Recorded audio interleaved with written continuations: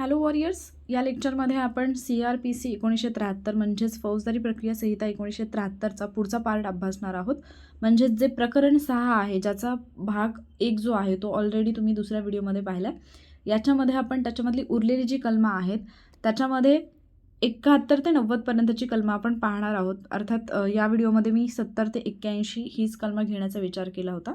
70 ते 90 हीच कलमं घेण्याचा विचार केला होता. बट जर व्हिडिओ जास्त लेंदी होत नसेल तर मग पूर्ण आपण 90 पर्यंतची जी कलमं आहेत, जे की 4 पार्ट मी तुम्हाला सांगितले होते प्रकरण 6 मधले, त्या 4 पार्टमधला पहिला पार्ट आपण पाहिलेला आहे. तर आज आपण दुसरा, तिसरा आणि चौथा पार्ट जो आहे तो अभ्यासणार आहोत या लेक्चरमध्ये. आणि याच्यामध्ये आपण 70 पासून 90 पर्यंतची जी कलमं आहेत ती पाहणार आहोत. तर काल आपण ऑलरेडी म्हणजे पहिल्या व्हिडिओमध्ये आपण ऑलरेडी 61 ते 69 हे जे कलमं आहेत ती पाहिलेली आहेत, जी की आहेत समन्सशी संबंधित. आणि जर आपण प्रकरण 6चा विचार केला तर प्रकरण 6 कशाशी संबंधित आहे? उपस्थित राहण्यासाठी भाग पाडण्यासाठी आदेशिका.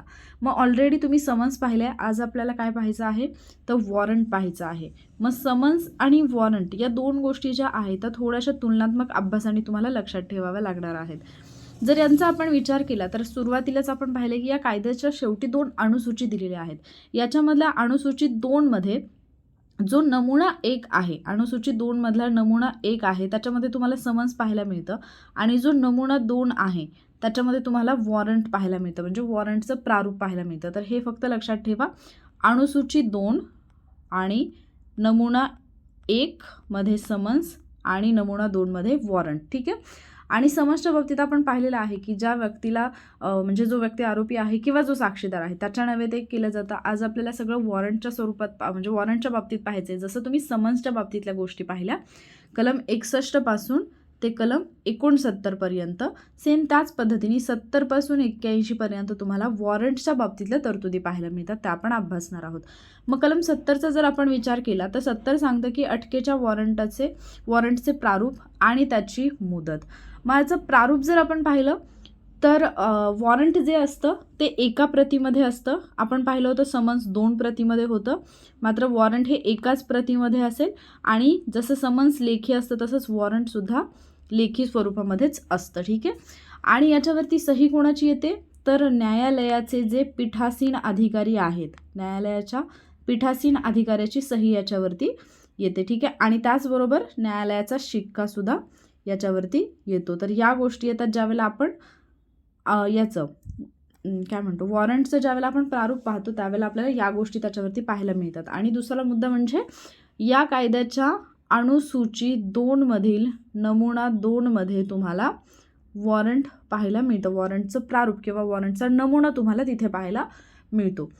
त्याचबरोबर जर आपण पाहिलं की वॉरंटची मुदत कधीपर्यंत असते, वॉरंट कधीपर्यंत अंमलात राहतं, तर 2 मुद्दे याच्यात लक्षात ठेवायच्यात. जोपर्यंत ज्या न्यायालयाने ते वॉरंट काढलेलं आहे ते न्यायालय जोपर्यंत रद्द करत नाही तोपर्यंत ते अंमलात राहील. आणि दुसरा मुद्दा येतो की जोपर्यंत त्याची अंमलबजावणी होत नाही. अंमलबजावणी म्हणजे काय?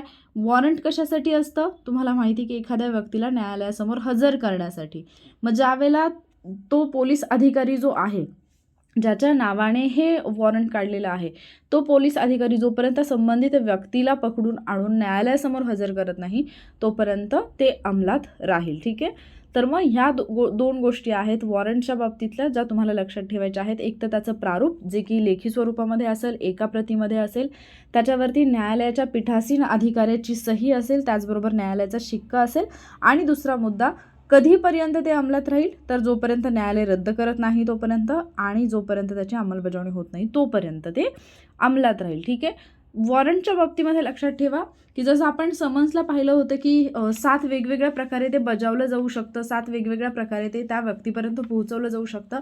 वॉरंटच्या बाबतीत मात्र वॉरंट हे समक्ष बजावलं जातं. त्या व्यक्तीच्या समोर जाऊन तिला ते वॉरंट दाखवून त्या व्यक्तीला हजर केलं जाईल. समन्सच्या बाबतीत आपण पाहिलेलं की जर समजा त्या व्यक्तीने ते स्वीकारलं नाही तर त्याच्या बाबतीत बळाचा वापर केला जात नाही. मात्र वॉरंटच्या बाबतीमध्ये बळाचा वापर केला जाऊ शकतो. त्या व्यक्तीला ते म्हणजे वॉरंट जे आहे ते बजावताना बळाचा वापर केला जाऊ शकतो. हा पण मुद्दा इथे लक्षात ठेवा. ठीक आहे. आणि एकाच प्रतीत काढलं जाईल. जी व्यक्ती ते वॉरंट बजावणार आहे त्या व्यक्तीच्या नावे ते काढलं जाईल. हे सांगतो तुम्हाला कलम 70.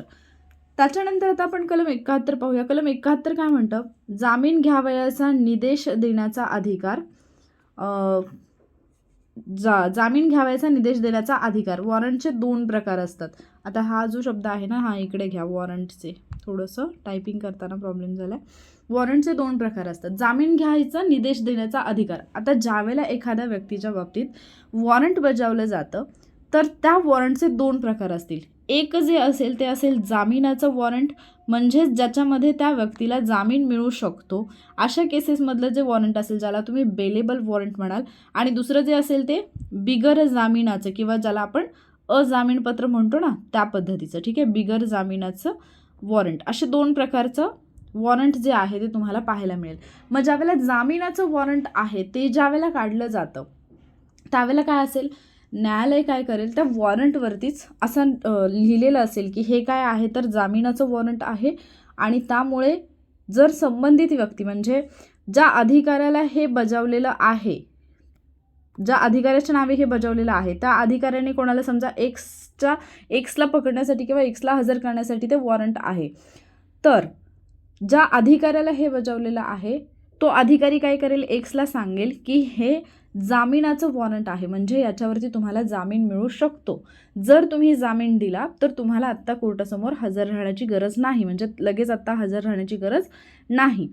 हे कधी होईल, ज्यावेळेला ते जामिनाचं वॉरंट असेल आणि हा अधिकारी तसं, म्हणजे त्या अधिकाऱ्याचं कर्तव्यच असेल अर्थात. तर न्यायालय काय करेल, स्वविवेकानुसार वॉरंटवरती पृष्ठांकन करून असा निर्देश देईल की जी संबंधित व्यक्ती आहे पुरेशा जामीनदारासहित जर ती बंधपत्र निष्पादित करत असेल तर या अधिकाऱ्यांनी काय केलं पाहिजे, ते बंधपत्र घेऊन तो जामीन जो आहे तो मंजूर करून त्या व्यक्तीची सुटका केली पाहिजे.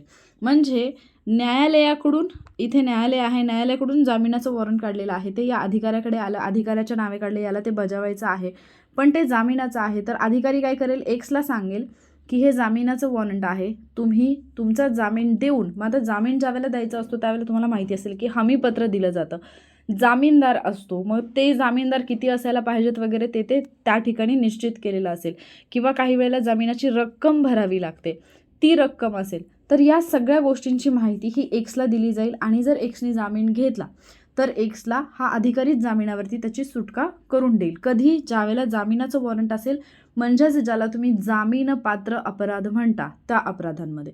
ठीक आहे, मग आता याच्यामध्ये काय असेल, त्या पृष्ठांकनामध्ये, म्हणजे ज्यावेळेला हे न्यायालय जामिनाचं वॉरंट देईल ते जे पृष्ठांकन असेल त्याच्यामध्ये कुठल्या कुठल्या गोष्टी असतील, एक की जामीनदार किती असायला पाहिजेत, जामीनदारांची संख्या त्याच्यावरती दिलेली असेल, जामिनाची रक्कम दिलेली असेल की किती रक्कम जामिनासाठी भरणं गरजेचं आहे, आणि त्याचबरोबर मोस्ट इम्पॉर्टंट की पुढची वेळ कुठली आहे की ज्यावेळेला त्या व्यक्तीने कोर्टामध्ये हजर राहणं आवश्यक आहे, ती तारीख आणि वेळसुद्धा त्याच्यावरती दिलेली असेल. आता जर समजा या अधिकाऱ्याने एक्सला ही माहिती दिल्यानंतर एक्सनी त्याचे जामीनदार जे आहेत ते आणलेत आणि रक्कम भरली, हे सगळं झाल्यानंतर हा अधिकारी काय करेल, ते जे काही पृष्ठांकन आहे किंवा याचं जे एक्सने दिलेलं, एक्सच्या जामीनदाराने दिलेलं जे बंधपत्र आहे, म्हणजे हमीपत्र आहे, ते काय करेल, तो या न्यायालयाकडे पाठवेल.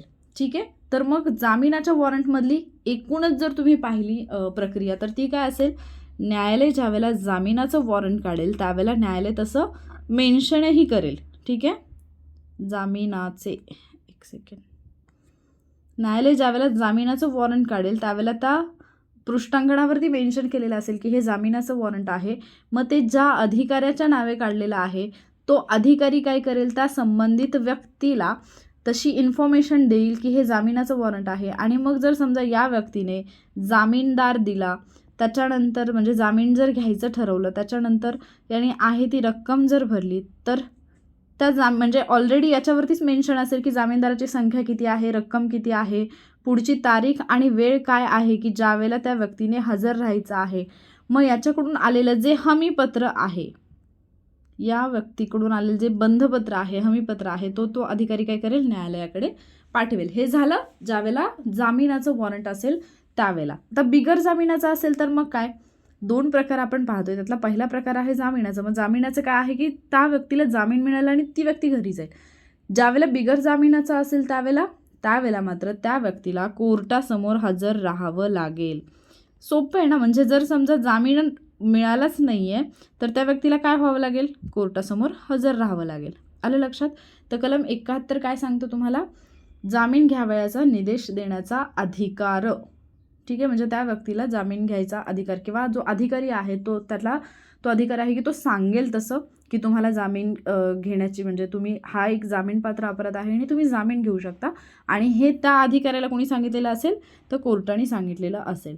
त्याच्यानंतर कलम 72 म्हणतं वॉरंट कोणाला निर्देशून लिहिता येते. आता वॉरंट कोणाला निर्देशून लिहिलं जातं, जसं आपण समन्सच्या बाबतीत पाहिलं की साक्षीदार किंवा आरोपी त्यांना ते निर्देशून लिहिलेलं असतं. जसं वॉरंटच्या बाबतीत जर पाहिलं तर सर्वसामान्यपणे वॉरंट हे पोलीस अधिकाऱ्याला निर्देशून लिहिलेलं असतं. ठीक आहे, जो पोलीस अधिकारी याची अंमलबजावणी करेल त्या पोलीस अधिकारी, म्हणजे अर्थातच वॉरंट ज्या पोलीस अधिकाऱ्याला निर्देशून लिहिलेलं असेल तोच अधिकारी त्याचं हे करत असतो, अंमलबजावणी करत असतो. ठीक आहे, जर समजा तात्काळ अंमलबजावणीची गरज असेल की आता लगेच एमर्जन्सी आहे, त्याची अंमलबजावणी करायची आहे आणि तो पोलीस अधिकारी जर उपलब्ध नसेल तर वॉरंट अन्य व्यक्तीला संबोधून किंवा निर्देशून सुद्धा लिहिलं जाऊ शकतं. ठीक आहे, जर समजा त्या वॉरंटची अंमलबजावणी तात्काळ करायची असेल आणि पोलीस अधिकारी उपलब्ध नसेल तर वॉरंट अन्य कोणत्याही व्यक्तीला निर्देशून लिहिलं जाऊ शकतं. ठीक आहे, त्याचबरोबर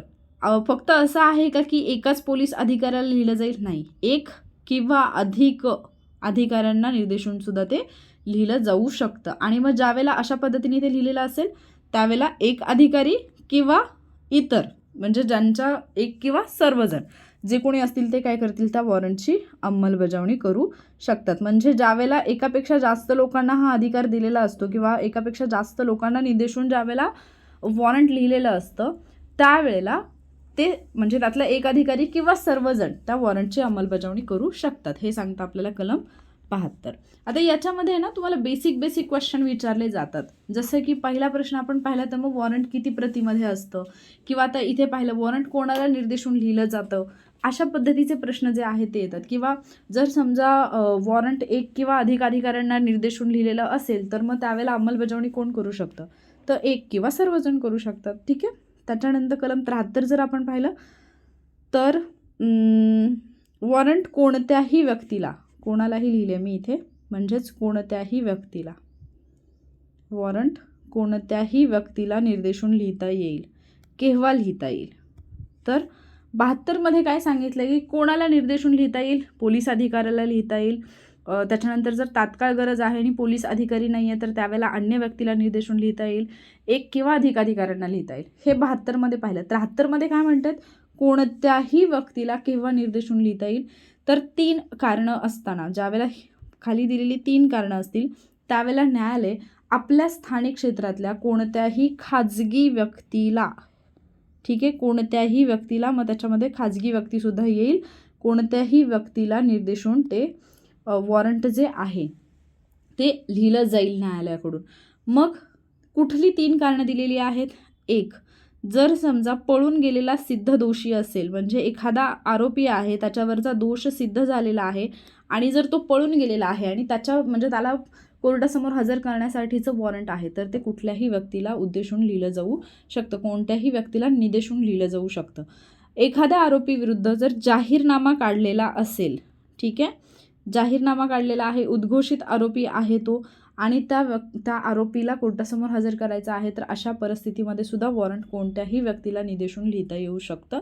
आणि त्याचबरोबर तिसरी कंडिशन आहे, ज्यावेळेला बिगर जामिनाचा अपराध केलेला असेल, बिगर जामिनाचा अपराध एखाद्या व्यक्तीने केलेला असेल आणि जर ती व्यक्ती अटक चुकवत असेल, म्हणजे बिगर जामिनाचा अपराध तर केलेला आहे पण ती व्यक्ती म्हणजे पोलिसांकडून अटक करून घेत नाही आहे किंवा ज्यावेळेला पोलीस अटक करू शकतील तर अशा वेळेला ती व्यक्ती काय करते, ती अटक टाळण्यासाठी प्रयत्न करते, तर त्या व्यक्तीला पकडण्यासाठी सुद्धा कोणत्याही व्यक्तीला निर्देशून जामीन लिहिला जाऊ शकतो. कोणत्याही व्यक्तीला वॉरंट लिहिलं जाऊ शकतं, जामीन नाही, वॉरंट, कुठल्याही व्यक्तीला निर्देशून ते वॉरंट लिहिलं जाऊ शकतं. याचाच अर्थ न्यायालय कोणत्याही व्यक्तीला, अगदी खाजगी व्यक्तीला सुद्धा त्या व्यक्तीला पकडण्याचा अधिकार देऊ शकतं.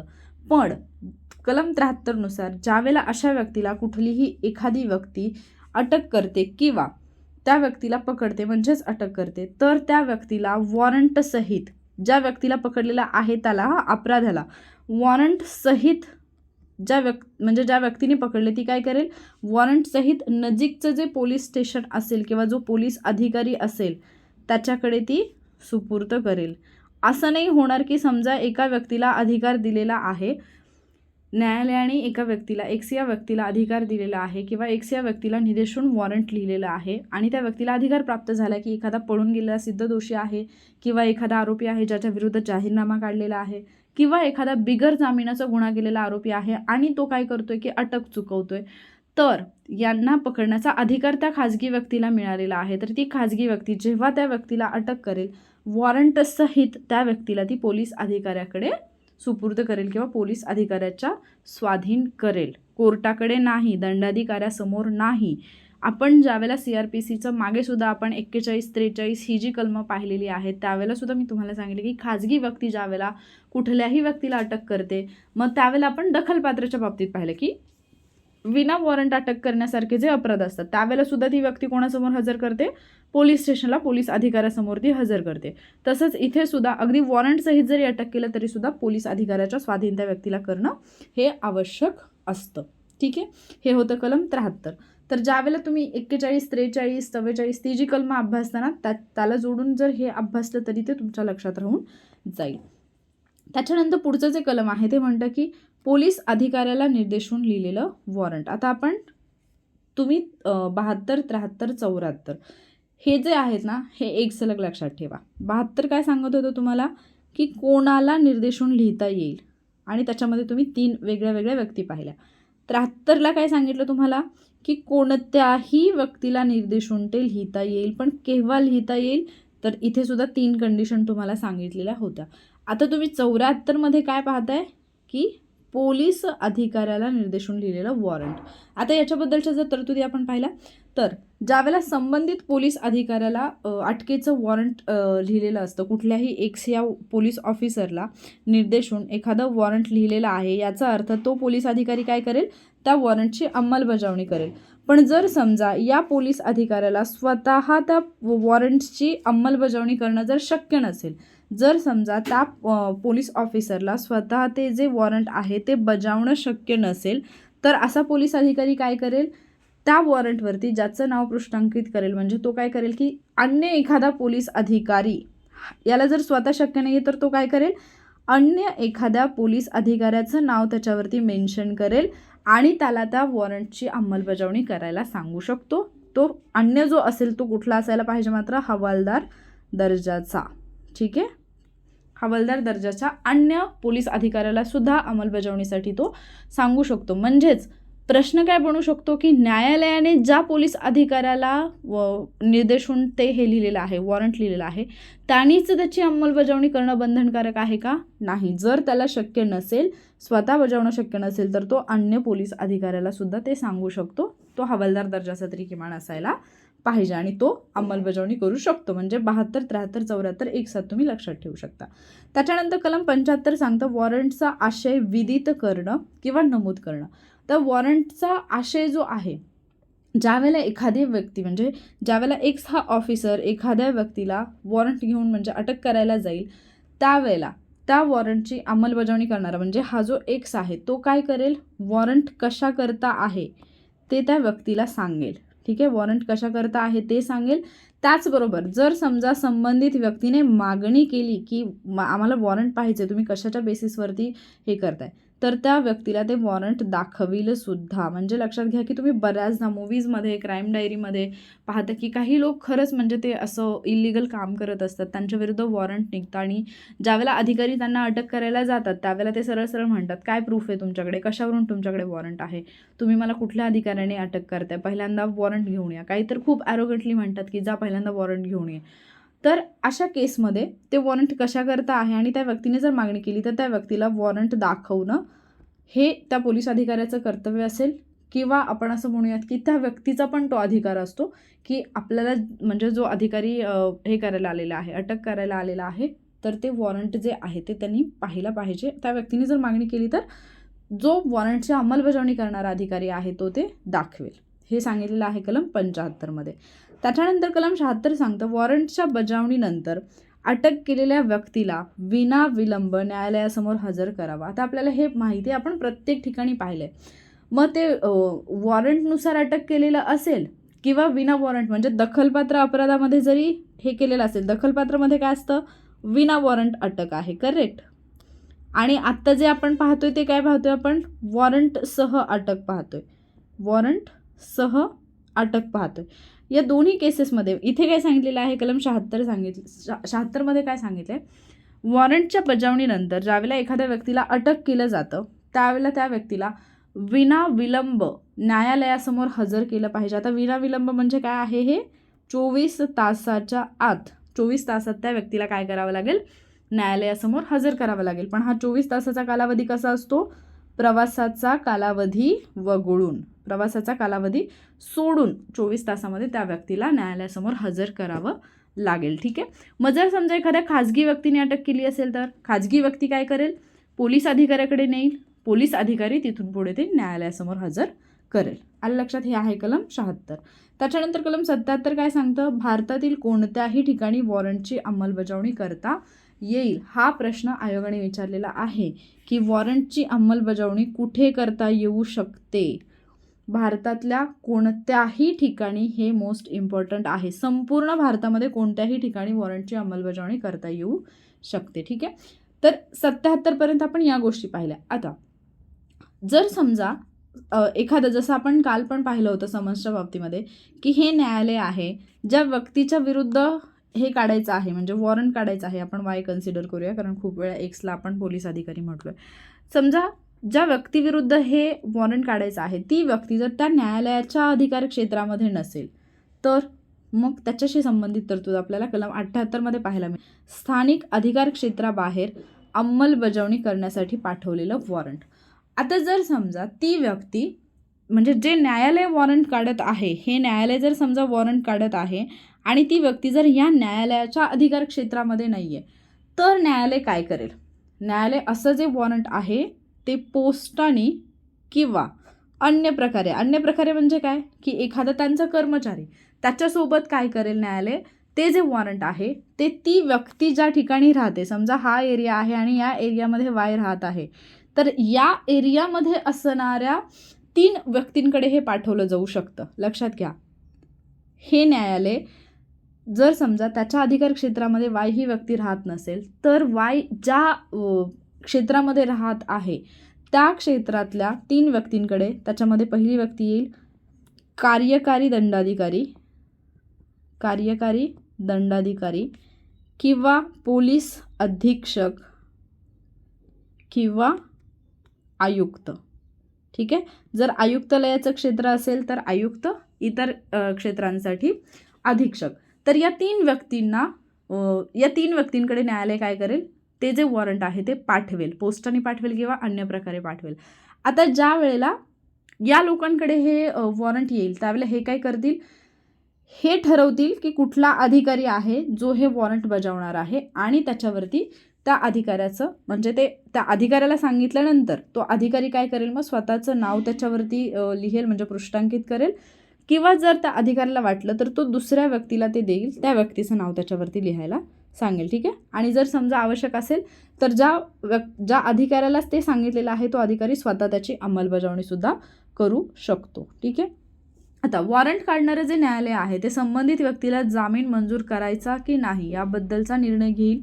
याच्यासाठी, म्हणजे आता जर समजा हे न्यायालय आहे, या न्यायालयाने वॉरंट काढलेलं आहे, त्याच्या अधिकार क्षेत्रात ती व्यक्ती राहत नाही आहे, त्यामुळे ह्या न्यायालयाने पोस्टाने किंवा अन्य प्रकारे ते जे वॉरंट आहे ते कार्यकारी दंडाधिकारी, अधीक्षक किंवा आयुक्त यांच्यापर्यंत पोहोचवलं. यांनी जो अधिकारी सांगितला तो अधिकारी काय करेल, याच्यावरती स्वतःचं नाव लिहील किंवा जर तो दुसऱ्याला अंमलबजावणी करायला सांगणार असेल तर त्याचं नाव लिहील. ठीक आहे.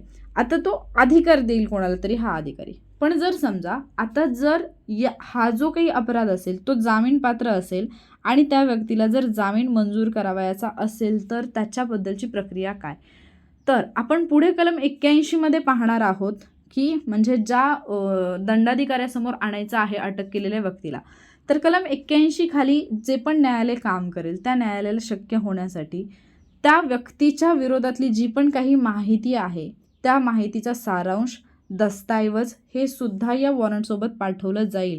म्हणजे ज्यावेळेला न्यायालय वॉरंट या दुसऱ्या कोर्टाच्या अधिकार क्षेत्रामध्ये ते पाठवणार आहे, तिथल्या कार्यकारी दंडाधिकारी किंवा अधीक्षक किंवा आयुक्तांना पाठवणार आहे, त्यावेळेला जर समजा अशी कंडिशन निर्माण होत असेल की हा जो एरिया आहे याच एरियातल्या न्यायालयामध्ये तो खटला जर चालवला जाणार असेल किंवा याच न्यायालयामध्ये त्या वॉरंटवरची पुढची प्रक्रिया होणार असेल, तर त्यांना त्यांची कृती करताना म्हणजे हे 81 नुसार चालेल, तर त्यांना त्यांचं कामकाज करताना सोयीचं व्हावं म्हणून या वॉरंटसोबत त्या आरोपी विरुद्ध म्हणजे ज्या व्यक्तीच्या विरोधातलं हे वॉरंट आहे त्या व्यक्तीच्या विरोधातल्या माहितीचा सारांश, दस्तऐवज इत्यादी गोष्टी ज्या आहेत त्या काय करेल, वॉरंटसोबतच ते न्यायालय पाठवून देईल. क्लिअर झालं. स्थानिक कार्यक्षेत्राच्या बाहेर म्हणजे काय, आता आपण जर समजा या इथे जे काही गोष्टी दिलेल्या आहेत त्याच्यावरून समजून घ्यायचं म्हटलं तर परत एकदा मी हे एक्सप्लेन करते. हे आहे एक न्यायालय, या न्यायालयाला वॉरंट काढायचं आहे वाय या व्यक्तीविरुद्ध, पण वाय जो आहे तो ह्या न्यायालयाच्या अधिकार कक्षेमध्ये राहत नाही आहे. मग हे न्यायालय काय करेल, हे जे वॉरंट आहे ते पोस्टाने किंवा अन्य प्रकारे म्हणजे एखाद्या व्यक्तीला पाठवून ते कुठे पाठवेल, ज्या एरियामध्ये ही व्यक्ती राहत आहे, वाय ज्या एरियात राहत आहे तिथला कार्यकारी दंडाधिकारी, अधीक्षक किंवा आयुक्त यांच्याकडे ते पाठवून देईल. मग कार्यकारी दंडाधिकारी किंवा अधीक्षक किंवा आयुक्त हे काय करतील, एक अधिकारी हे करतील म्हणजे एका अधिकाऱ्याला सांगतील की या वॉरंटची अंमलबजावणी करायची आहे. मग जर समजा एक्स या अधिकाऱ्याची नेमणूक एक्स या अधिकाऱ्याला उद्देशून जर ते बजावलं जात असेल, एक्स हा अधिकारी जर स्वतः त्याची अंमलबजावणी करणार असेल तर तो काय करेल, स्वतःचं नाव त्याच्यावरती लिहिल, किंवा जर तो दुसऱ्या अधिकाऱ्याला सांगणार असेल तर त्याचं नाव जे आहे ते त्याच्यावरती काय केलं जाईल, पृष्ठांकित केलं जाईल. आणि मग आता जर समजा कलम 81 मध्ये आपण पाहणार आहोत की अशी कंडिशन जर झाली की आता हा जो वाय आहे तो त्या वॉरंटनुसार इकडच्या कोर्टात हजर राहण्याऐवजी तो त्याच्याच जर कार्यक्षेत्रातल्या म्हणजे तो जिथे राहतो त्या एरियातल्या कोर्टामध्ये जर हजर राहणार असेल तर या न्यायालयाला ती प्रक्रिया करण्यासाठी शक्य व्हावं किंवा त्या न्यायालयाला त्याच्यावरती काम करता यावं म्हणून वॉरंटसोबत हे जे पहिलं न्यायालय आहे ते त्या व्यक्तीविरुद्धची माहिती असेल त्या माहितीचा सारांश किंवा दस्तऐवज जे असतील ते वॉरंटसोबतच पाठवून देईल. आलं लक्षात. हे सांगतं कलम 78. त्याच्यानंतर कलम 79 काय सांगतं, कलम 79 बोलतं की स्थानिक अधिकार क्षेत्राबाहेर अंमलबजावणी करण्यासाठी पोलीस अधिकाऱ्याला काढलेले वॉरंट. आता ज्या वेळेला आपण 78 मध्ये काय पाहिलं की न्यायालयाने असं वॉरंट पाठवलेलं आहे ते दुसऱ्या एरियामध्ये. मग जर समजा आता ज्या पोलीस अधिकाऱ्याकडे हे वॉरंट आलेलं आहे किंवा ज्या पोलीस अधिकाऱ्याच्या नावे हे वॉरंट निघालेलं आहे, ज्या पोलीस अधिकाऱ्याला निदेशून हे वॉरंट आलेलं आहे, तर ती व्यक्ती म्हणजे ज्या व्यक्तीच्या विरुद्ध आहे संबंधित व्यक्ती ज्याच्या अधिकार क्षेत्रात येतो असा कार्यकारी अधिकारी किंवा अंमलदारापेक्षा खालच्या नसलेल्या पोलीस अधिकाऱ्याकडूनच हे जे अटकेचं वॉरंट आहे ते बजावून घेतलं जाईल. कोणाकडून बजावून घेतलं जाईल, कार्यकारी अधिकारी किंवा अंमलदारापेक्षा खालच्या दर्जाचा नसलेला पोलीस अधिकारी म्हणजे किमान अंमलदार दर्जाचा जो पोलीस अधिकारी असेल त्याच्याकडून ते अटकेचं जे वॉरंट आहे ते बजावून घेतलं जाईल. आलं लक्षात. मग त्या संबंधित अधिकाऱ्याने आपलं नाव जर पृष्ठांकित केलं तर ज्या पोलीस अधिकाऱ्याला वॉरंट निर्देशून लिहिलेलं आहे त्या अधिकाऱ्यास पुरेसे अधिकार मिळतील. आणि तसंच स्थानिक पोलीस जे असतील, आता समजा इथला हे एक पोलीस स्टेशन आहे आणि हे एक पोलीस स्टेशन आहे. आता जर हा इथल्या पोलीस स्टेशनचा जर अधिकारी ते वॉरंटची अंमलबजावणी करत असेल तर हा जिथे राहतोय वाय त्या एरियामध्ये जो दुसरा पोलीस अधिकारी असेल किंवा जे इतर पोलीस असतील, स्थानिक पोलीस असतील, ते एक्सला पुरेशी मदत करतील. ते काय करतील, या पोलीस अधिकाऱ्याला पुरेशी मदत करतील त्या वॉरंटची अंमलबजावणी करण्यासाठी. ठीक आहे. आणि मग त्याच्यासाठी जे काही आवश्यक डॉक्युमेंटेशन असेल ना ते सुद्धा केलं जाईल की या पोलीस अधिकाऱ्याने मदत केली किंवा त्या पोलीस अधिकाऱ्याला काही अधिकार दिले असतील तर त्या संदर्भात. पण जर समजा असं असेल की हे सगळं डॉक्युमेंटेशन किंवा कागदपत्र जमा करणं वगैरे याच्यामुळे जर समजा एक्सला जी कोण व्यक्ती आहे तिला पकडण्यासाठी म्हणजे तिला त्या वॉरंटची अंमलबजावणी करण्यासाठी खूप वेळ लागू शकतो, त्याच्यामुळे काही अडचणी येत आहेत असं जर वाटत असेल तर मग हे सगळं डॉक्युमेंटेशन किंवा मग ते वॉरंट द्यायचं किंवा यांनी त्याला निर्देशून लिहिलं म्हणजे या पोलीस अधिकाऱ्याने इकडच्या पोलीस अधिकाऱ्याला ते वॉरंट निर्देशून लिहिलं वगैरे तर ते सगळं करत बसण्याची गरज नाही आहे. कारण वॉरंटची अंमलबजावणी करताना हे सगळं करत बसल्यास विलंब होऊ शकतो असं जर वाटत असेल तर तो अधिकारसुद्धा त्या पोलीस अधिकाऱ्याला आहे, किंवा आपण असं म्हणूयात की कायदा असं सांगतो की बाकीच्या सगळ्या गोष्टी करत बसेपर्यंत ते वॉरंटची जी आहे ती अंमलबजावणी डिरेक्टली केली जाऊ शकते, हे सांगतं कलम 79. म्हणजे 78, 79, 80, 81 जनरली हे स्थानिक अधिकार क्षेत्राबाहेरील जे वॉरंटची अंमलबजावणी आहे त्याच्याशी रिलेटेड आहेत. 80 काय सांगतं मग, ज्या व्यक्तीला वॉरंट काढलेलं असेल तिला अटक केल्यानंतरची प्रक्रिया. आता त्या व्यक्तीला अटक केलं तर ऑलरेडी आपण पाहिलं की कलम 76 आपण पाहिलं की वॉरंटची अंमलबजावणी झाल्यानंतर अटक केलेल्या व्यक्तीला विनाविलंब न्यायालयासमोर हजर केलं पाहिजे. पण ज्या वेळेला आपण कलम 80 पाहतोय त्यावेळेला 80 कुठल्या व्यक्तीच्या बाबतीत सांगतं की जी व्यक्ती त्या न्यायालयाच्या कार्यक्षेत्राबाहेर आहे, अधिकार क्षेत्राबाहेर आहे, त्या व्यक्तीला ज्या वेळेला अटक केली जाईल. म्हणजेच आपण पाहिलं होतं की इकडे न्यायालय आहे आणि ती व्यक्ती मात्र इकडच्या एरियामध्ये राहते.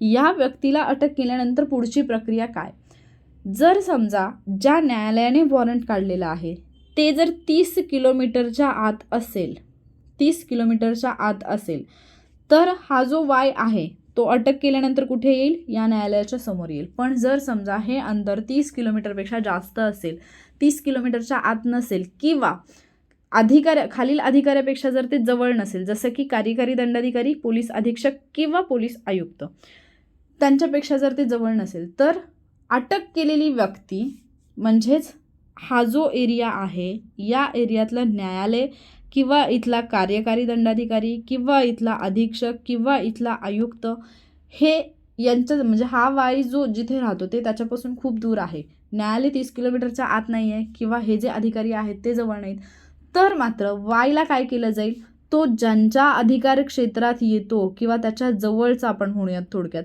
तो ज्या अधिकार क्षेत्रात येतो तिथल्या कार्यकारी दंडाधिकाऱ्यासमोर किंवा अधीक्षकासमोर किंवा आयुक्तासमोर त्याला हजर केलं जाईल. कोणाला, वाईला.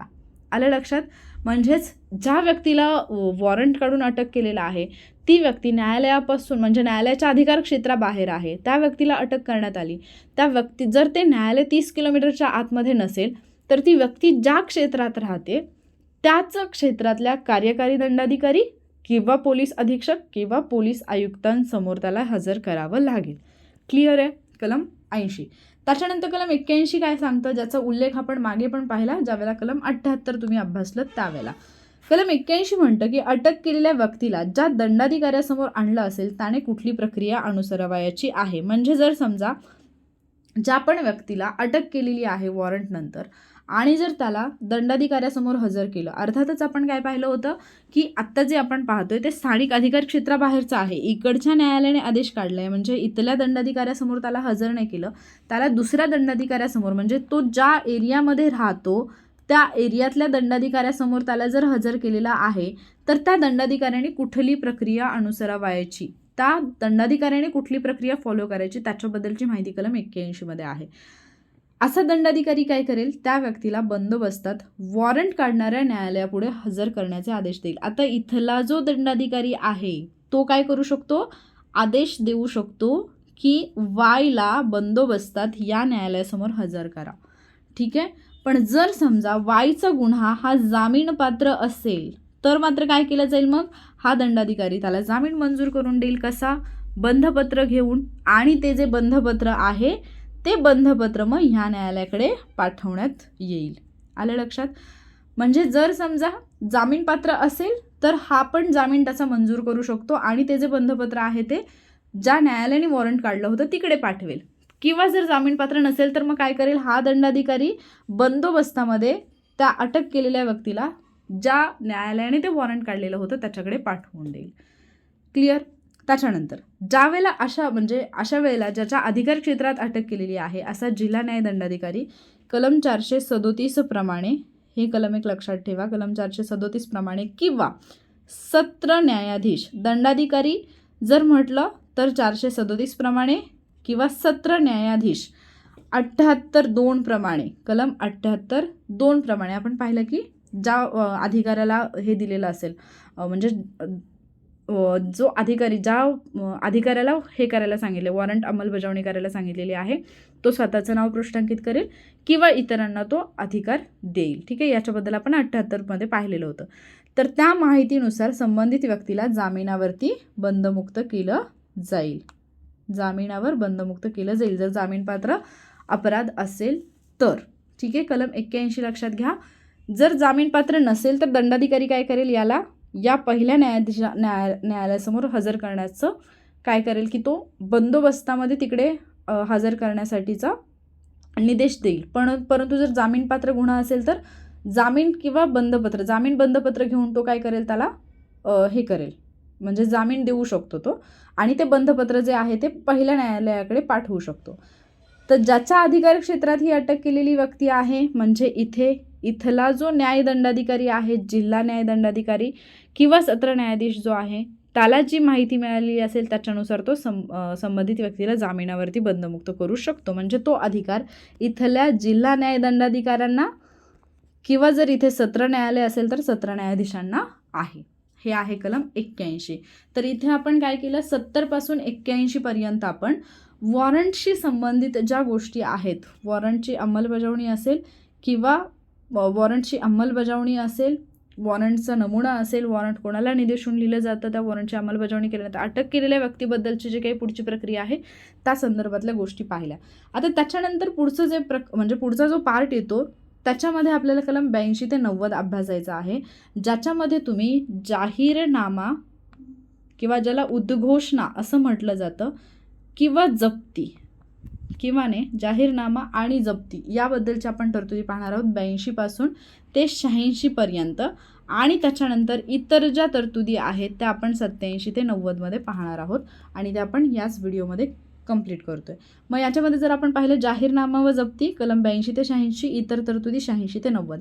आता बऱ्याचदा आपण पाहतो की एखादी व्यक्ती जर फरार झालेली असेल, एखाद्या व्यक्तीने गुन्हा केला आणि ती व्यक्ती जर फरार झालेली असेल तर तिच्या विरुद्ध जाहीरनामा काढला जातो त्या व्यक्तीला अटक करण्याबद्दल किंवा त्या व्यक्तीने कोर्टामध्ये हजर राहावं म्हणून, त्या व्यक्तीने स्वतःला सरेंडर करावं याच्यासाठी. किंवा बऱ्याचदा काही व्यक्ती फरार झाल्या की त्या व्यक्तींची जी पण मालमत्ता आहे, त्यांची जी संपत्ती आहे त्याच्यावरती जप्ती आणली जाते. तर ह्या ज्या तरतुदी आहेत त्या तुम्हाला CRPCच्या 82 ते 86 दरम्यान पाहायला मिळतात. मग कलम 82 काय सांगतं, 82 सांगतं फरारी झालेल्या व्यक्तीबद्दलची उद्घोषणा.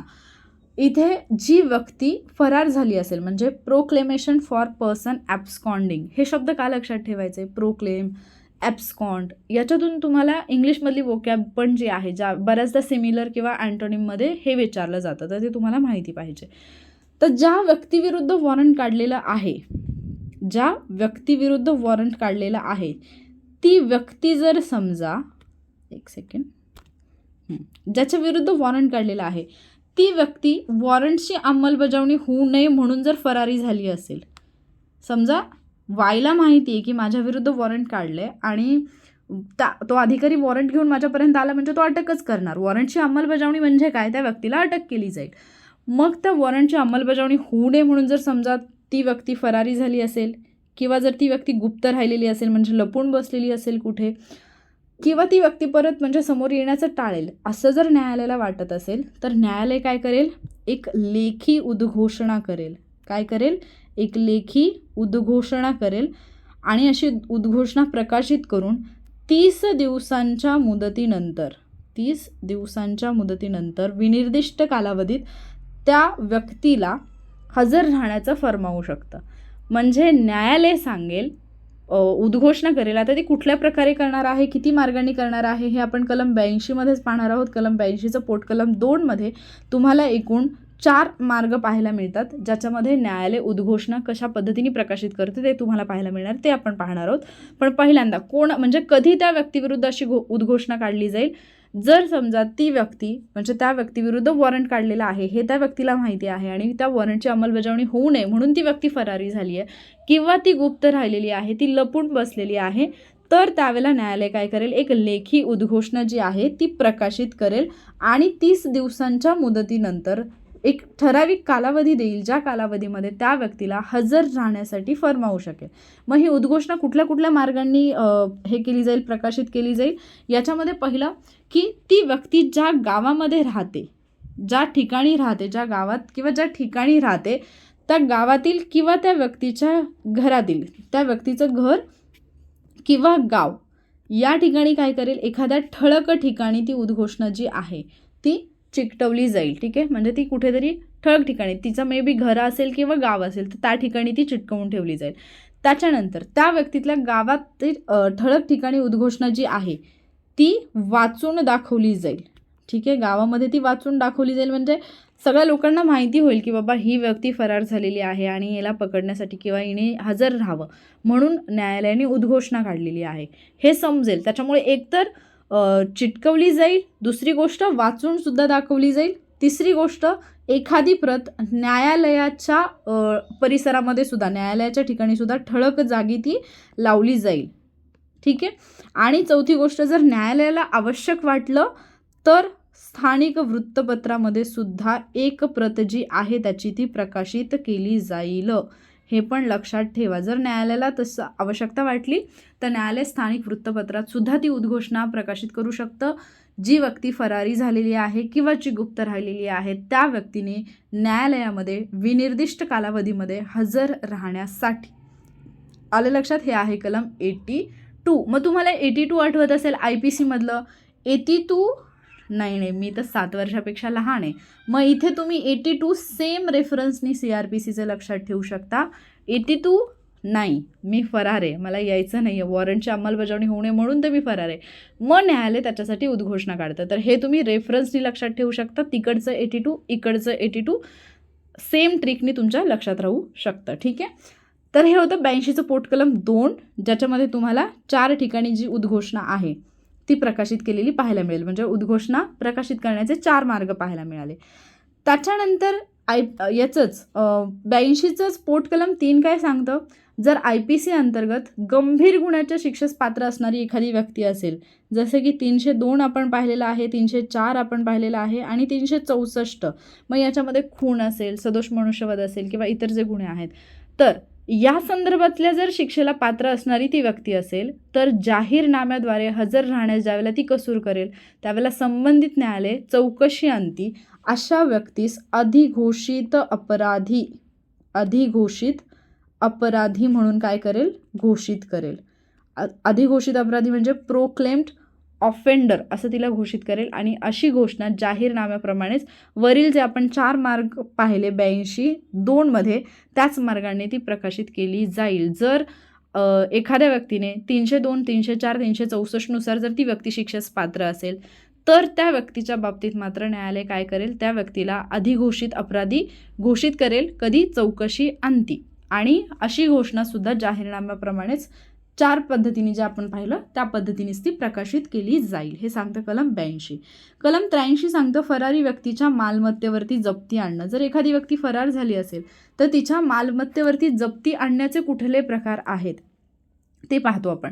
तर कलम 82 प्रमाणे उद्घोषणा काढणारं न्यायालय उद्घोषणा काढल्यानंतर एकदा 82 नुसार त्या न्यायालयाने उद्घोषणा काढली त्या व्यक्तीला हजर राहण्यासाठी. उद्घोषणा काढल्यानंतर ते न्यायालय कोणत्याही वेळी लेखी कारणे देऊन त्या व्यक्तीची जी मालमत्ता आहे त्याच्यावरती जप्ती आणू शकते. ठीक आहे, एकदा लेखी उद्घोषणा काढली, ती व्यक्ती हजर नाही राहिली तर न्यायालय काय करेल? त्याच्यानंतर त्या मालमत्तेवरती जप्ती आणू शकतं. न्यायालयाची जर खात्री पटली, म्हणजे 2 गोष्टीची जर न्यायालयाची खात्री पटली तर न्यायालय जप्तीचा आदेश देतं. कुठले? एक, जी संबंधित व्यक्ती आहे ती आपली मालमत्ता वासलाच लावण्याच्या बेतात आहे, म्हणजे थोडक्यात काय की ती इतरांना देण्याच्या किंवा विकण्याच्या बेतात आहे, अशा पद्धतीने जर तसं वाटलं तर. आणि दुसरं काय आहे की जर समजा जंगम मालमत्ता असेल आणि ठराविक व्यक्ती जी आहे ती मालमत्ता हलवण्याच्या बेतात आहे असं जर न्यायालयाला वाटलं तर न्यायालय काय करेल? मग त्या मालमत्तेच्या जप्तीचा आदेश देईल. मग ज्यावेळेला न्यायालयाचा असा आदेश दिला जाईल तो ज्या जिल्ह्यात दिला असेल त्या जिल्ह्यातील मालमत्तेची जप्ती ही प्राधिकृत होईल. न्यायालयाने ज्या जिल्ह्यातल्या जप्तीचा आदेश दिलेला आहे त्या जिल्ह्यातल्या मालमत्तेची जप्ती ही प्राधिकृत होईल. मात्र इतर जिल्ह्यातल्या मालमत्तेबाबतीत त्या मालमत्तेची जप्ती प्राधिकृत होण्यासाठी ती मालमत्ता ज्या जिल्ह्यात आहे त्या जिल्ह्याच्या दंडाधिकाऱ्याने पृष्ठांकित करावी लागेल. म्हणजेच मगाशी जसं आपण पाहिलं की न्यायालय आहे, या न्यायालयाच्या अधिकार क्षेत्रामध्ये आहे ज्या जिल्ह्यात न्यायालयाने असा आदेश दिलेला आहे त्या जिल्ह्यातली जी मालमत्ता आहे ती काय केली जाईल? म्हणजे जप्त केली जाईल. ती मालमत्ता जप्त करण्याचा अधिकार दिला जाईल.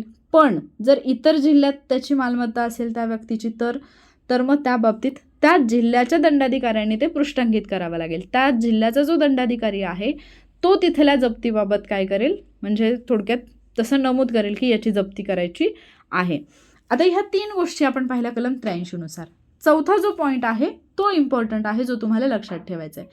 जर समजा जंगम मालमत्ता असेल किंवा ऋण मालमत्ता असेल तर मग कुठल्या मार्गाने जप्ती केली जाईल. जर जंगम मालमत्ता असेल किंवा ऋण मालमत्ता असेल तर एक तर अधिग्रहणाद्वारे, म्हणजे ज्याला तुम्ही म्हणता की सीज केलं, सीजरद्वारे ही जी मालमत्ता आहे ती काय केली जाईल, अधिग्रहणाद्वारे ती जी मालमत्ता आहे ती जप्त केली जाईल, किंवा प्रापकाची नियुक्ती करून, म्हणजे एखादा रिसिव्हर नेमला जाईल आणि त्याच्यानुसार ती मालमत्ता जी आहे ती जप्त केली जाईल, किंवा उद्घोषित व्यक्तीकडे किंवा त्याच्या वतीने कोणाकडेही मालमत्ता सुपूर्द करू नये असा लेखी आदेश दिला जाऊ शकतो.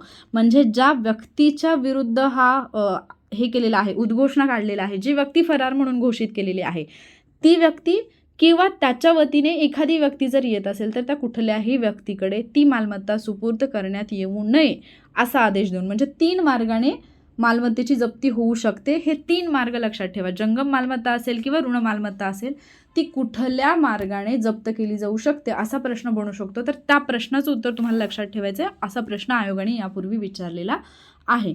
मग जर जंगम मालमत्ता पाहिलं तरी 3 पद्धतीने आहे, आणि जर समजा आपण स्थावर मालमत्ता पाहिलं तरी सुद्धा 3 पद्धतीने आहे.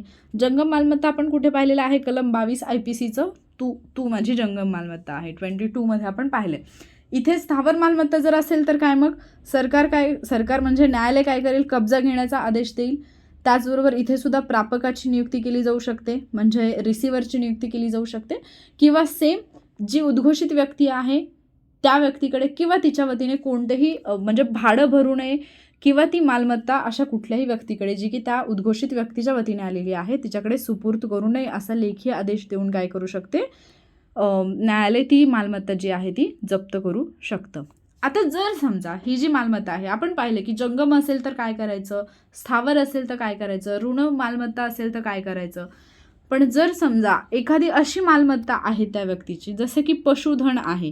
आता पशुधन तर असं नाही आहे ना की ते फक्त म्हणजे जप्त केलं आणि तसंच ठेवून दिलं, किंवा एखादी मालमत्ता आहे जी नाशवंत आहे. बऱ्याचदा आपण पाहतो की काही फॅक्टरीज असतात त्या जप्त केल्या जातात, जिथे काही प्रोडक्ट्स तयार झालेले आहेत. तर मग अशा वेळेला काय करायचं, तर अशा वेळेला त्या मालमत्तेची विक्री केली जाईल आणि त्याच्यातून जे उत्पन्न येईल ते उत्पन्न जमा करण्याचे आदेश न्यायालय देईल. ठीक आहे, त्या मालमत्तेची विक्री करून ते उत्पन्नच जप्ती म्हणून जमा करण्याचा आदेश जे आहे ते न्यायालय देऊ शकतं. आता याच्यामध्ये जे आपण पाहिलं की रिसिव्हरची नियुक्ती केली जाते किंवा प्रापकाची नियुक्ती केली जाते, ही प्रापकाची नियुक्ती कुठल्या कायद्यानुसार केली जाते, तर दिवाणी प्रक्रिया संहिता 1908 नुसार. ठीक आहे, सिव्हिल प्रोसिजर कोड 1908 नुसार प्रापकाची नियुक्ती केली जाते. हे होतं कलम 83. कलम 83 मध्ये आपण पाहिलं फरारी व्यक्तीच्या मालमत्तेवरती जप्ती आणणं. त्याच्यानंतर कलम 84 काय सांगतं, हक्क मागण्या व जप्तीला हरकती. आता जर समजा कलम 83 नुसार एखाद्या व्यक्तीची मालमत्ता जप्त करण्याचा आदेश न्यायालयाने दिलेला आहे, जर समजा ती व्यक्ती सोडून कुठल्याही, म्हणजे ज्या व्यक्तीची मालमत्ता आहे किंवा जी व्यक्ती उद्घोषित आहे, थोडक्यात जी व्यक्ती फरार आहे ज्याच्याबद्दल न्यायालयाने उद्घोषणा काढलेली आहे, त्या उद्घोषित व्यक्तीशिवाय जर दुसऱ्या कुठल्याही व्यक्तीने 6 महिन्याच्या आत जर हरकत घेतली, 6 महिन्याच्या आत जर त्या व्यक्तीने हरकत घेतली, तर त्या संदर्भातल्या तरतुदी ज्या आहेत त्या तुम्हाला कलम 84 मध्ये पाहायला मिळतात. न्यायालय काय करेल, पूर्ण चौकशी करेल आणि त्या व्यक्ती, म्हणजे ज्या व्यक्तीने हरकत घेतलेली आहे ती हरकत अंशतः मान्य करू शकतं किंवा पूर्णतः मान्य करू शकतं किंवा पूर्णतः ते फेटाळून सुद्धा लावू शकतं, म्हणजे अमान्य सुद्धा करू शकतं. फॉर एक्झाम्पल असं होऊ शकतं की एक व्यक्ती आहे, समजा वाय ही व्यक्ती आहे, हिच्या विरुद्ध म्हणजे ती व्यक्ती काय करते, वाय काय करते की वॉरंटची अंमलबजावणी होऊ नये म्हणून ती फरार झालेली आहे किंवा गुप्त राहिलेली आहे. हे आपण पाहिलं कलम 82 मध्ये. 83 नुसार मग न्यायालयाने काय आदेश दिला, वायची जी मालमत्ता आहे ती जप्त करा. मग वायची मालमत्ता जप्त करायला लागल्यानंतर झेड जो आहे तो म्हणतोय की ही वायची मालमत्ता नाही आहे, किंवा झेडला असं म्हणायचं की याच्यामध्ये मी पण पार्टनर आहे किंवा काहीतरी असेल कारण. जर समजा झेडने 6 महिन्याच्या आत जर या जप्तीवरती हरकत घेतली तर न्यायालय काय करेल, पूर्ण चौकशी करेल आणि झेडची जी हरकत आहे ती अंशतः पूर्ण म्हणजे अंशतः मान्य करेल, पूर्णतः मान्य करेल किंवा संपूर्णपणे अमान्य सुद्धा करू शकतं. आता ज्याने हरकत घेतली आहे त्याचा जर मृत्यू झाला तर समजा झेडनी काय केलं, हरकत घेतली की ही जी काही तुम्ही जप्ती केलेली आहे ती म्हणजे त्याच्याबद्दल हरकत घेतली म्हणजे काय की त्या जप्ती विरुद्ध त्यांनी थोडक्यात एखादा हे केलं, अर्ज केला. आणि जर समजा तो अर्ज केल्यानंतर ती हरकत घेतल्यानंतर झेडचा मृत्यू झाला तर मग काय, झेडचा मृत्यू झाला तर त्याचा जो कोण कायदेशीर प्रतिनिधी असेल, झेडचा जो कायदेशीर प्रतिनिधी असेल तो काय करू शकतो, त्याचा हरकतदार बनू शकतो. म्हणजे असं नाही होणार की झेडनी हरकत घेतली, झेडचा मृत्यू झाला आणि ते तिथेच थांबलं, नाही. झेडचा जो कोणी कायदेशीर प्रतिनिधी असेल तो सुद्धा हरकतदार बनू शकतो, तो सुद्धा हरकत घेऊ शकतो. मग अशी जी हरकत आहे ती कुठल्या न्यायालयामध्ये मांडता येईल, कुठल्या न्यायालयासमोर असा अर्ज करता येईल हरकतीचा, तर असा जो अर्ज आहे हरकतीचा तो कुठल्या न्यायालयात केला जाईल आणि कुठलं न्यायालय त्याच्यावरती चौकशी करेल. तर एक, ज्या न्यायालयाने जप्तीचा आदेश काढलेला आहे अर्थात त्या न्यायालयामध्ये तर हरकत घेताच येऊ शकेल. जप्तीचा आदेश काढणारं जे न्यायालय असेल त्या न्यायालयामध्ये हरकत घेता येईल. ठीक आहे. मग ज्या न्यायालयामध्ये हरकत मांडले, जर समजा त्या न्यायालयामध्ये म्हणजे जप्तीचा आदेश काढणाऱ्या न्यायालयात जर हरकत घेतली तर तिथे, किंवा आपण पहिल्यांदाच पाहिलं की जर समजा त्या जिल्ह्याच्या बाहेर असेल, त्या न्यायालयाच्या अधिकार कक्षेच्या बाहेर असेल, तर ज्या जिल्ह्यामध्ये मालमत्ता आहे तिथला दंडाधिकारी काय करेल, त्याच्याबद्दलचा जप्तीचा आदेश देईल. मग ज्या न्यायालयामध्ये हरकत मांडली ते न्यायालय सुद्धा हरकतीची चौकशी करू शकतं. जरुरी नाही आहे की ज्या न्यायालयाने जप्तीचा आदेश दिलेला आहे तेच न्यायालय हरकतीची चौकशी करेल, असं नाही. ज्या न्यायालयात हरकत मांडली ते न्यायालय काय करेल, हरकतीची चौकशी करेल. इतर जिल्ह्यात पृष्ठांकनाद्वारे मालमत्ता जप्त केली असेल त्या जिल्ह्याच्या मुख्य न्यायदंडाधिकाऱ्याच्या न्यायालयात हरकत मांडता येईल. आलं लक्षात? म्हणजे जसं मी आत्ताच तुम्हाला सांगितलं की जर समजा इकडचं न्यायालय आहे, या न्यायालयाच्या अधिकार क्षेत्रामध्ये जी मालमत्ता आहे त्याच्या जप्तीचा आदेश यांनी दिला, दुसराच जिल्हा आहे इकडे यांचा अधिकार क्षेत्र नाही आणि इथली मालमत्ता जप्त करायची, तर इथलं जे न्यायालय असेल, इथला जो जिल्हा दंडाधिकारी असेल, रॅदर मी म्हणेन तो जिल्हा न्यायदंडाधिकारी जे आहेत ते काय करतील, जप्तीच्या बाबतीत ते काय करतील, पृष्ठांकित करतील. आणि मग जर समजा यांनी तसा आदेश दिला असेल तर इकडे सुद्धा ती हरकत मांडता येईल. आणि असं न्यायालय काय करेल की त्याला असणारं जे दुय्यम न्यायालय आहे त्यांना त्या हरकतीची चौकशी करायला सांगू शकतं. त्याच्यापेक्षा खालचं जे न्यायालय असेल त्यांना. ज्या व्यक्तीची हक्क मागणी आणि हरकत अमान्य केली जाईल, जर समजा एखाद्याने म्हणजे झेडने आपण पाहिलं की हरकत घेतली, झेडचा मृत्यू झाला तर त्याचा जो कायदेशीर प्रतिनिधी असेल तो हरकतदार बनेल. पण जर समजा यांची जी हरकत आहे ती अमान्य केली, न्यायालयाने ती हरकत अमान्य केली, तर पुढे काय, तर ती हरकत अमान्य केल्याच्या दिनांकापासून पुढे 1 वर्षाच्या कालावधीत, ती हरकत अमान्य केल्याच्या पुढे 1 वर्षाच्या कालावधीत ते दावासुद्धा दाखल करू शकतात. म्हणजेच काय, तर हरकत घेतली ही एक नॉर्मल कंडिशन असेल की हरकत घेतली आहे, त्याच्यावरती न्यायालय काय निर्णय देते, आणि जर समजा ती हरकत अमान्य केली तर मात्र या व्यक्तीला सरळ दावा ठोकण्याचा, दावा करण्याचा सुद्धा अधिकार प्राप्त होतो. आणि मात्र या दाव्यावरचा जो काही निर्णय असेल तो मात्र निर्णायक असेल, दाव्याचा जो आदेश असेल तो मात्र निर्णायक असेल. ठीक आहे. हे होतं कलम 84. म्हणजे तुम्ही 82मध्ये काय पाहिलं, एखादी व्यक्ती फरार झाली, 83मध्ये काय पाहिलं, त्या व्यक्तीच्या मालमत्तेवरती जप्ती आणली, आणि 84मध्ये काय पाहिलं, तर त्या जप्तीवरती काय केलं, हरकत घेतली. ठीक आहे. तर हे आपण नॉर्मल भाषेमध्ये असं तुम्ही कीवर्ड्समध्ये लक्षात ठेवू शकता. त्याच्यानंतर कलम 85 काय सांगतं, जप्त केलेली मालमत्ता मुक्त करणे, विकणे किंवा परत करणे. आता जी मालमत्ता जप्त केलेली आहे त्या मालमत्तेचं करायचं काय, जर समजा जी व्यक्ती उद्घोषित आहे, म्हणजे ती व्यक्ती ॲक्च्युली उद्घोषित आहे म्हणून तर तिची मालमत्ता जप्त करण्यात आली ना, न्यायालयाला आवश्यक वाटलं तर. मग जी व्यक्ती उद्घोषित आहे ती जर विशिष्ट कालावधीमध्ये उपस्थित राहिली, ती जर व्यक्ती विशिष्ट कालावधीत न्यायालयात उपस्थित राहिली तर तिची मालमत्ता जी आहे ती न्यायालयाने जी जप्त केली आहे ती न्यायालय त्याचं काय करेल का, नाही, ती न्यायालय काय करेल, त्या व्यक्तीला परत करू शकतं. पण जर समजा उद्घोषित व्यक्ती जी आहे न्यायालयाने ठरवून दिलेल्या कालावधीच्या आत उपस्थित राहिली नाही, तर अशी जी मालमत्ता आहे ती राज्य शासनाच्या दिमतीला असेल. ठीक आहे. कोणाकडे असेल, ती राज्य शासनाच्या दिमतीला ती मालमत्ता असेल. जप्तीच्या दिनांकापासून, हे खूप इम्पॉर्टंट आहे, जप्तीच्या दिनांकापासून 6 महिन्याच्या आत मालमत्ता विकली जाणार नाही. म्हणजे 6 महिने होईपर्यंत वाट पाहावी लागेल. 6 महिन्याच्या आत ती मालमत्ता विकली जाणार नाही. हा पॉईंट खूप इम्पॉर्टंट आहे, लक्षातच ठेवा. ठीक आहे, म्हणजे 6 महिने ती राज्य शासनाच्या दिमतीला राहील. त्यानंतर कलम 84 खाली जर समजा हरकत आली असेल, समजा एखाद्या व्यक्तीने त्याच्यावरती हरकत घेतली असेल, तर मग त्या मालमत्तेचं काय होईल? जोपर्यंत त्या हरकतीचा निकाल येत नाही तोपर्यंत त्या मालमत्तेची अर्थातच म्हणजे ती मालमत्ता जी आहे ती विकली जाणार नाही. कारण असं होऊ शकतं की हरकत पूर्णपणे जर मान्य झाली तर ती संपूर्ण मालमत्ता जो हरकतदार आहे त्याच्याकडे जाईल. त्यामुळे अर्थातच 84 खाली जर हरकत असेल तर हरकतीचा निकाल लागेपर्यंत मालमत्ता विकली जाणार नाही. पण मालमत्तेची विक्री कुठल्या बाबतीत होऊ शकते?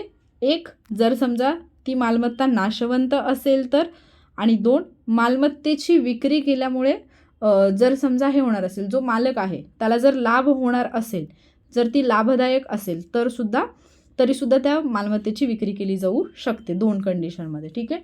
आता जप्तीपासून 2 वर्षाच्या आत संबंधित व्यक्ती स्वेच्छेने जर उपस्थित राहिली किंवा बळाचा वापर करून त्या व्यक्तीला न्यायालयासमोर जर पकडून आणलं तर त्या व्यक्तीने काही गोष्टी ज्या आहेत त्या साबित केल्या तर जी काही त्याची मालमत्ता विक्री केलेली आहे त्या विक्रीतून मिळालेलं जे निव्वळ उत्पन्न आहे ते त्या व्यक्तीला दिलं जाईल. समजा आपण पाहिलं की न्यायालयाने दिलेल्या कालावधीत जर ती व्यक्ती उपस्थित राहिली तर तिची मालमत्ता तिला परत दिली जाणार आहे, बरोबर. किंवा जर ती व्यक्ती उपस्थित नाही राहिली तर 6 महिन्यापर्यंत सुद्धा तिची मालमत्ता विकली जाणार नाही आहे, ती राज्य शासनाच्या दिमतीला राहील. किंवा 84 खाली जर एखाद्या व्यक्तीने हरकत घेतली असेल तर हरकतीचा निकाल लागेपर्यंत ती विकली जाणार नाही आहे. फक्त जर ती मालमत्ता नाशवंत असेल किंवा जर लाभदायक त्याच्यातून काही मिळणार असेल विक्री केल्यामुळे तर ती विकली जाऊ शकते या 2 कंडिशनमध्ये. पण जर समजा आता जप्तीचा आदेश काढला, जप्ती पण झाली आणि 2 वर्षानंतर म्हणजे 2 वर्षाच्या कालावधीत 2 वर्षानंतरने 2 वर्षांच्या आत जर समजा ती व्यक्ती जी उद्घोषित आहे ती व्यक्ती स्वतःहून किंवा बळजबरीने तिला पकडून आणलं आणि तिला न्यायालयासमोर हजर केलं तर मग काय? जर समजा त्या व्यक्तीने हे सिद्ध केलं, 2 वर्षानंतर ती व्यक्ती आली आणि तिने जर हे तिथे साबित करून दाखवलं की ती व्यक्ती फरार झालेली नव्हती किंवा ती व्यक्ती कुठे गायबही झालेली नव्हती किंवा जे आपण सुरुवातीलाच पाहिलं 82 मध्ये की ती व्यक्ती केवळ वॉरंटची अंमलबजावणी होईल म्हणून गायब झालेली आहे. पण जर समजा त्या व्यक्तीने हे केलं, साबित करून दाखवलं की ती व्यक्ती फरार झालेली नव्हती किंवा गुप्तही नव्हती किंवा त्या व्यक्तीला उद्घोषणेची सूचनाच मिळाली नाही, त्या व्यक्तीपर्यंत ती गोष्टच नाही पोहोचली की तुला हजर राहण्यासाठी म्हणजे तुला वॉरंटची अंमलबजावणी करायची आहे पण तू मिळत नाही आहे म्हणून तुझ्या विरुद्ध उद्घोषणा काढलेली आहे, हे माहितीच नाही आहे, हे जर त्या व्यक्तीने दाखवून दिलं तर त्या व्यक्तीला आता 2 वर्षापर्यंत तर अर्थात तिची मालमत्ता नाही राहणार. मग ती मालमत्ता विकल्यातून जे काही निव्वळ उत्पन्न मिळालेलं आहे ते त्या व्यक्तीच्या सुपूर्द केलं जाईल, हे सांगतं कलम 85. थोडी मोठी कलमं आहेत म्हणजे अगदी 82, 83, 84, 85, पण एक नॉर्मली एक्सप्लेनेशन नंतर तुमच्या लक्षात गोष्टी येऊ शकतात. कंडिशन फक्त म्हणजे फॅक्च्युअल जर डाटा लक्षात ठेवायचं म्हटलं तर 7 महिन्याच्या आतली कंडिशन, 6 महिन्याच्या आतली, 7 नाही 6 महिन्याच्या आत मालमत्ता विकली जाणार नाही ही कंडिशन तुम्ही लक्षात ठेवणं अपेक्षित आहे. आणि जर 2 वर्षाच्या आत ती व्यक्ती परत आली तर काय? ती व्यक्ती आली काय किंवा तिला पकडून आणलं काय तर तिने 2 गोष्टी काय आहेत तिने प्रूव्ह केल्या पाहिजेत. एक काय की ती व्यक्ती फरार झालेली नव्हती किंवा गुप्तसुद्धा राहिलेली नव्हती आणि दुसरी गोष्ट काय, उद्घोषणेची माहिती त्या व्यक्तीला मिळालेली नव्हती. या 2 गोष्टी जर तिने सिद्ध केल्या तर तिची मालमत्ता विकून त्याच्यातून जे काही निव्वळ उत्पन्न मिळालेलं आहे ते तिला देण्यात येईल. ठीक आहे. आता निव्वळ उत्पन्न म्हणजे काय?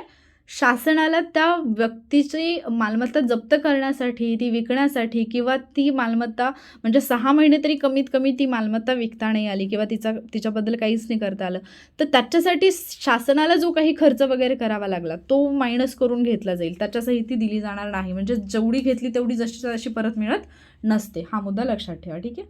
त्याच्यानंतर कलम 86 काय म्हणतं, जप्त केलेली मालमत्ता परत करण्याविषयीचा अर्ज आदेशावर वरच्या न्यायालयात अपील करता येईल. जर समजा जप्त केलेली मालमत्ता आहे आणि ती परत मिळावी अशी त्या व्यक्तीची इच्छा असेल तर ती वरच्या न्यायालयात अपील करू शकते, हे लक्षात ठेवा. कारण इथे आपल्याला प्रश्न पडू शकतो म्हणजे ज्या न्यायालयाने जप्तीचा आदेश दिलेला आहे त्याच्या वरच्या न्यायालयामध्ये त्याच्याबद्दल अपील करता येऊ शकतं. कलम 86 नुसार तो अधिकार त्या व्यक्तीला मिळतो. आणि मग आता आपण या प्रकरणातला पुढचा जो पार्ट आहे इतर तरतुदी 87 पासून 90 पर्यंत, त्या इतर तरतुदी आपण पाहूयात. 87, 88, 89, 90 छोटी छोटी कलमं आहेत. याच्यामधलं 87 फक्त इम्पॉर्टंट आहे जे तुम्हाला लक्षात ठेवायचं आहे. समन्स ऐवजी वॉरंट किंवा समन्स बरोबर वॉरंट कधी काढलं जातं? जर समजा अशी काही परिस्थिती निर्माण झाली की ज्यावेळेला न्यायालयाची खात्री पटली की संबंधित जी व्यक्ती आहे, ज्या व्यक्तीच्या विरुद्ध समन्स काढलेलं आहे, ती व्यक्ती समन्सचं पालन करणार नाही. ती व्यक्ती समन्सचं पालन करणार नाही म्हणजे काय? ती व्यक्ती समन्स दिल्यानंतरही हजर राहणार नाही. अशी जर न्यायालयाची खात्री पटली असेल, असं जर न्यायालयाला वाटत असेल, त्यानंतर जर संबंधित व्यक्ती वाजवी कारणाशिवाय, म्हणजे त्या व्यक्तीकडे असं काहीतरी कारण असलं पाहिजे, म्हणजे व्हॅलिड रिझन असलं पाहिजे, वाजवी कारणाशिवाय जर ती व्यक्ती विनिर्दिष्ट वेळेत, म्हणजे जो काही न्यायालयाने ठरवून दिलेला वेळ आहे त्या वेळेमध्ये जर ती व्यक्ती उपस्थित राहिली नाही, तर न्यायालय काय करू शकतं? लेखी कारणं नमूद करून, म्हणजे लेखी कारणे देऊन काय करेल न्यायालय? समन्स सोबतच वॉरंट किंवा समन्स शिवाय समन्स ऐवजी वॉरंट देऊ शकतं. म्हणजे एखाद्या व्यक्तीला हजर करायचं आहे, न्यायालयाला माहिती आहे की ही व्यक्ती समन्स देऊन हे करणार नाही, म्हणजे हजरच राहणार नाही. न्यायालयाची खात्री पटली, न्यायालय काय करेल? समन्स ऐवजी डायरेक्टली वॉरंटच काढेल की त्या व्यक्तीला हजर करा म्हणून. आणि जर समजा ठराविक म्हणजे वाजवी कारण दिल्या म्हणजे न देता जर ती व्यक्ती काय झाली की ठराविक जो न्यायालयाने ठरवून दिलेला कालावधी आहे त्याच्यामध्ये जर ती प्रेझेंट नाही राहिली, तर न्यायालय समन्सबरोबर वॉरंटसुद्धा काढू शकतं. ठीक आहे. तर 87 लक्षात ठेवा. 2 कंडिशन दिलेल्या आहेत. जर व्यक्ती समन्सचं पालन करणार नाही असं वाटलं किंवा वाजवी कारणाशिवाय जर ती व्यक्ती विनिर्दिष्ट कालावधीमध्ये उपस्थित राहिली नाही, तर समन्स ऐवजी वॉरंट किंवा समन्स बरोबरच वॉरंट न्यायालय काढू शकतं. कलम 87 लक्षातच ठेवा, इम्पॉर्टंट आहे. त्याच्यानंतर कलम 88 काय सांगतं? उपस्थितीसाठी बंधपत्र किंवा जामीन घेण्याचा अधिकार. ज्या व्यक्तीच्या उपस्थितीसाठी समन्स काढलेला आहे, किंवा आता समन्स कशासाठी असतं? उपस्थितीसाठी असतं. वॉरंट कशासाठी असतं? अटकेसाठी असतं. तर ज्या व्यक्तीच्या उपस्थितीसाठी समन्स काढलेला आहे किंवा ज्या व्यक्तीच्या अटकेसाठी वॉरंट काढलेला आहे, अशी व्यक्ती न्यायालयासमोर हजर झाल्यास संबंधित प्राधिकाऱ्याला त्या व्यक्तीकडून बंधपत्र घेण्याचा अधिकार आहे. ज्यावेळेला अशी व्यक्ती हजर राहते त्यावेळेला त्या व्यक्तीकडून बंधपत्र घेतलं जाऊ शकतं. ठीक आहे. म्हणजे त्या व्यक्तीला जामीन दिला जाऊ शकतो. ते कलम 88. त्याच्यानंतर कलम 89 काय सांगतं? उपस्थित राहण्याच्या बंधपत्राचा भंग केल्यास न्यायालय अटकेसाठी वॉरंट काढू शकेल. आता आपण पहा, कलम 88 मध्ये काय आहे की एखादी व्यक्ती त्या व्यक्तीविरुद्ध समन्स काढले किंवा त्या व्यक्तीविरुद्ध वॉरंट काढले, ती व्यक्ती काय म्हणून जामीन देते की जेव्हा पण मला बोलवलं जाईल तेव्हा मी काय करेन? उपस्थित राहीन. तेव्हा पण मी काय करेन? न्यायालयासमोर उपस्थित राहीन.